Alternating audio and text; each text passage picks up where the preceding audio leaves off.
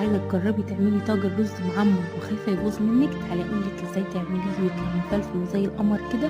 تعالي نخش على كوبايتين ونص من الرز كده مغسول وكويس قوي، وهنزل بيه في الطاجن بتاعي. الطاجن طبعا نضيف، وهنزل عليهم بكوبايتين ونص من المية، نفس مقدار الرز هنزل عليه مية، وهكمل الباقي لبن. وطبعا هنزل بالملح بتاعي على حسب الرز.